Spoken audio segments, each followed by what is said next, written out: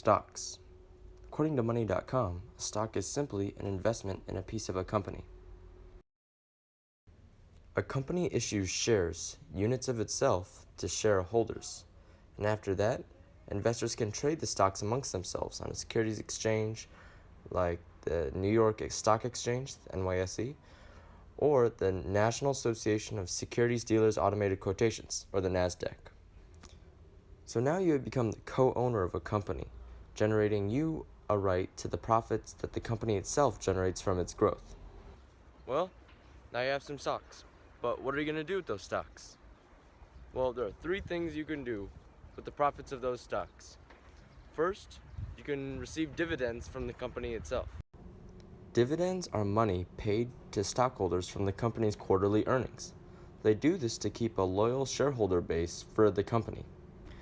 The next option for a company is to give their profits to their shareholders by buying more stocks in that company.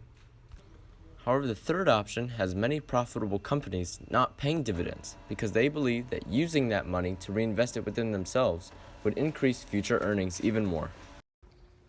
Although the idea of a stock may seem pretty standard, there are actually many different types of stocks. First, there's the common stock, where you get certain dividends and voting rights in certain company conventions. The most well-known annual shareholders meeting is the Warren Buffett's annual meeting. After that, there's a preferred stock. This is where you get a fixed dividend, but no voting rights. After that, there's a growth stock. This is where a company reinvests its profits into itself and gives no dividends. Then there's the blue chip stock, where the stocks generally rise at a slow, continuous rate from well-established corporations. Then there's the income stocks. This is where companies pay high dividends in which some customers take as form of income.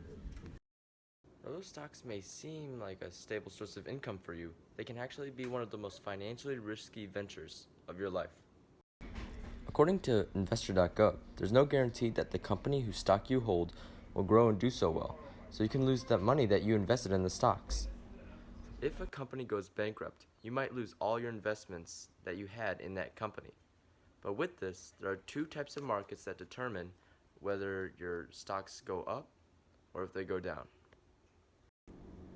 First is the bull market, which is a prolonged period of rising stock prices and a general feeling of investor optimism. And next is the bear market, which is a prolonged period of falling stock prices and a general feeling of investor pessimism. Bear markets are where most companies start falling to bankruptcy. But right now you should be fine. Ever since the global financial recession of 2009, there's been a strong bull market, so your stocks should most likely be growing. Anyways, that just about covers the basics of stocks. And for people 18 and older, Ms. Cardwell, Megan, Latham looking at you. Some of the best brokerage firms for you guys to maybe trade some stocks are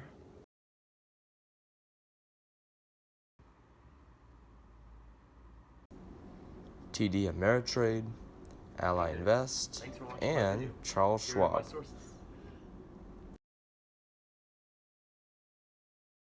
Don't forget Cengage Learning too. I got most of my sources from there.